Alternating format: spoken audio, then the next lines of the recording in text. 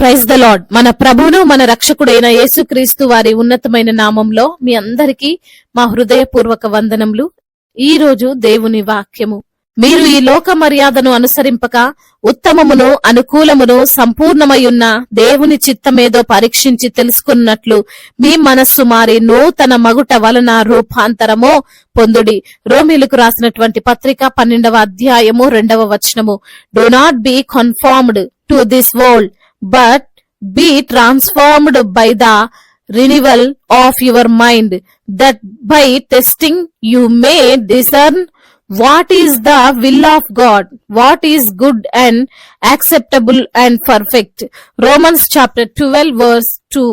ఈ రోజుకు గాను కృపగలిగిన దేవుడు మనకు అనుగ్రహించిన వాక్య భాగమును బట్టి ధ్యానించుకుందాము.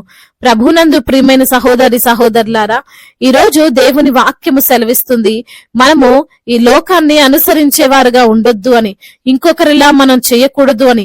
ఏది కరెక్టో అది ఏది తప్పో అనేది మనము పరీక్షించి తెలుసుకుంటూ అసలు దేవునికి మన ఎడల ఉన్న ప్రణాళిక ఏమిటో గ్రహించి ఈ లోకంలో ముందుకు సాగాలి అని. ఈ లోకంలో చాలా మంది తమ సొంత ఆలోచన చేత నడవరండి. ఎదుటివారు ఏం చేస్తే అది వీరు చేయాలి, ఎదుటివారు ఎలా జీవిస్తుంటే అలా వీరు జీవించాలి.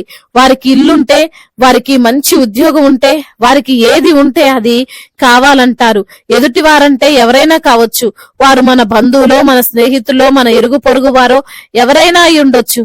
అలానే మేము ఉంటాము, ఉండాలి అని అనుకుంటే పొరపాటే. కొంతమంది ఫీల్ అవుతుంటారు, అయ్యో అలాంటి జాబ్ నాకు లేదే, అలాంటి పిల్లలు నాకు లేరే, అలాంటి ఇల్లు నాకు లేదే, ఆ వ్యక్తి వలె నేను లేను అని ఇతరులను పోల్చుకొని బాధపడుతూ బ్రతుకుతూ ఉంటారు. అయితే దేవుడు మనల్ని ఎవరికి కాపీగా పుట్టించలేదండి.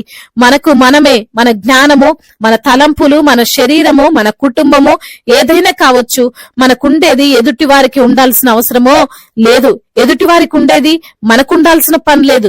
అయినా సరే అనేక మంది ఎప్పుడు ఇంకొకరి జీవితాన్నే కోరుకుంటారు.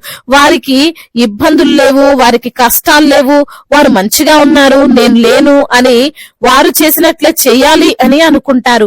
అలా జీవించకూడదు అని వాక్యం సెలవిస్తుంది. ఎప్పుడైనా మీ ఫ్రెండ్ షూస్ లేదా బట్టలు వేసుకోవడానికి ప్రయత్నించినప్పుడు అది లూజ్ అయినా అవుద్ది, టైట్ అయినా అవుద్ది కదండి. మీకోసం కుట్టినట్లు, మీకోసం చేయబడినట్లు ఉండదు కదా.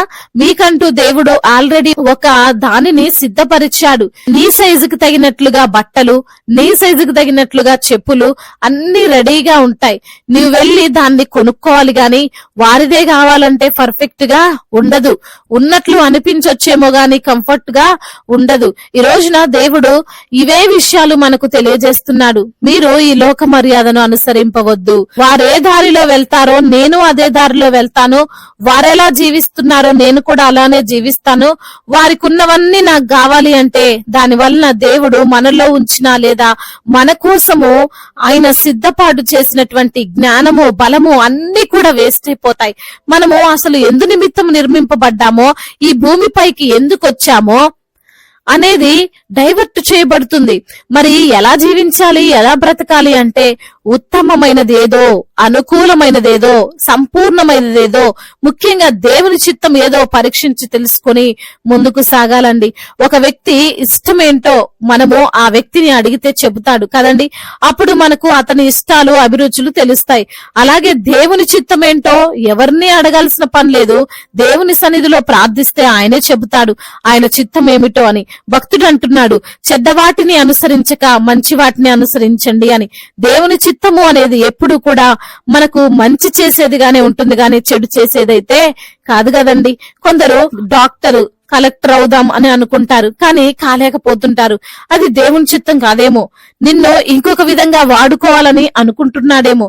దానికి కృంగిపోవద్దు, బాధపడిపోవద్దు. నీ ఆలోచన వేరు, దేవుని ఆలోచన వేరు. మన ఆలోచనలను అవే దేవుని అనుకొని ముందుకు వెళ్తారు. వేరే వారిని మనం ఫాలో అవ్వద్దు. ముఖ్యంగా ఈ లోకస్తులను, వారి యొక్క పనులను, వారి క్రియలను మనం అనుసరించొద్దు. మనందరిలో ఈ భూమి మీద సృష్టించబడిన ప్రతి ఒక్కరిలో దేవుడు ఏదో ఒక టాలెంట్ ని పెట్టాడు. దాన్ని గుర్తించి ముందుకు వెళ్ళాలి తప్పితే ఇంకొకరిని చూసి ఇలా నేను చెయ్యాలి అని అనుకోవద్దు. వారు ఏం చేస్తే అదే నేను చెయ్యాలి అని ఎప్పుడు కూడా తలంచవద్దు. మన మనసుని మార్చుకొని మనము రూపాంతరమో పొందాలి. దేవుని చిత్తం ఏమిటో, ఆయన ప్రణాళికలేమిటో ప్రార్థన ద్వారా ఆయన సన్నిధిలో చేరి ప్రార్థించి కనిపెట్టినప్పుడు ఉత్తమమైనవేమిటో దేవుడే మనకు బయలుపరుస్తాడు. అప్పుడు ఉత్తమమైన వాటి యందు మనము సంతోషిస్తూ ఆనందిస్తూ ఉండాలి. దేవుడు ఈ మాటలను దీవించునుగాక. వాక్య భాగమును బట్టి ప్రార్థించుకుందాము. ప్రతి ఒక్కరు కూడా ప్రార్థనలో ఏకీభవించగలరు. ప్రార్థన.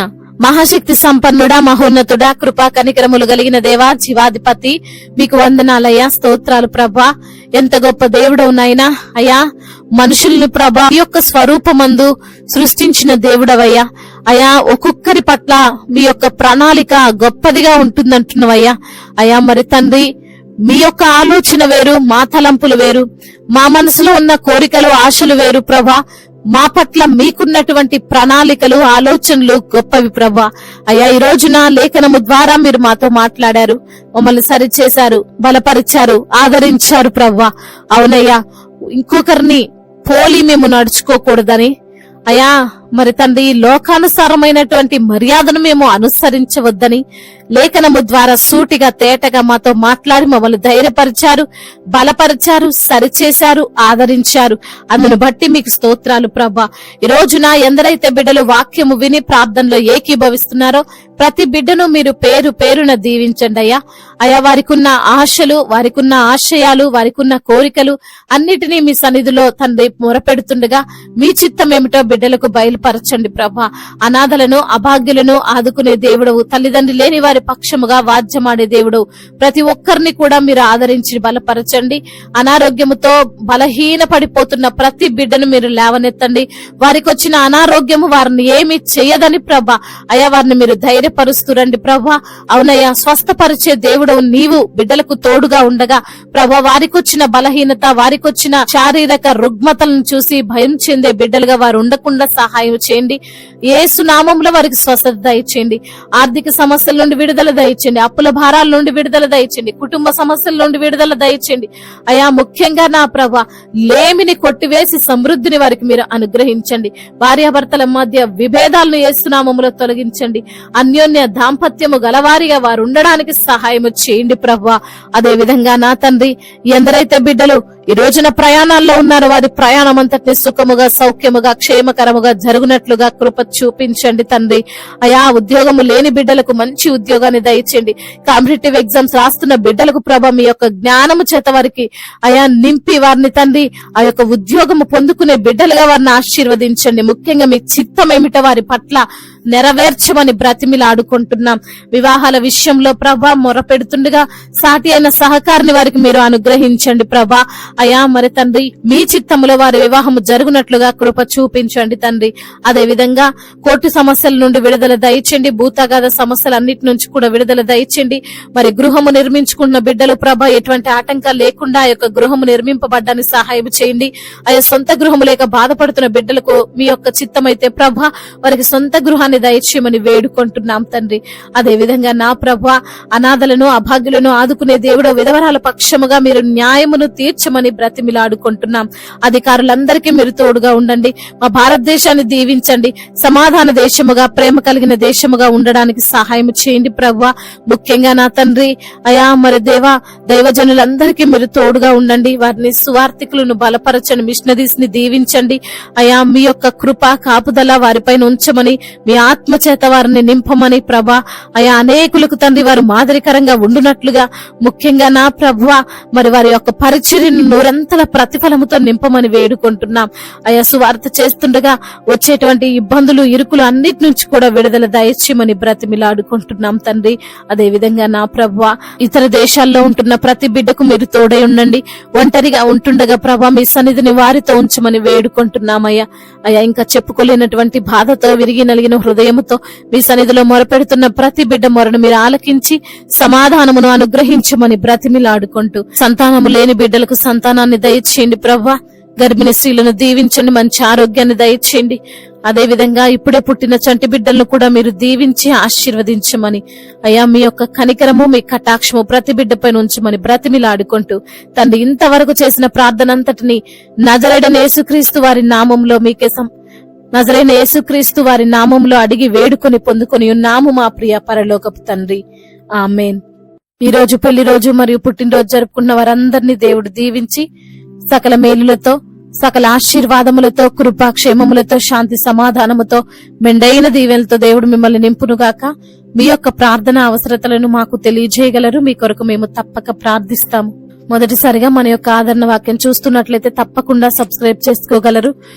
ఈ వాక్యం మీకు ఆశీర్వాదకరంగా ఉండినట్లయితే అనేకులకు కూడా ఈ వాక్యాన్ని పంపి మీరు కూడా దేవుని యొక్క రాజ్య సువార్తలో పాలుభాగస్తులు కావాలని దేవుని పేరిట మనవి చేసుకుంటున్నాను. May God bless you all. దేవుడు మిమ్మల్ని దీవించి బలపరిచి స్థిరపరచునుగాక.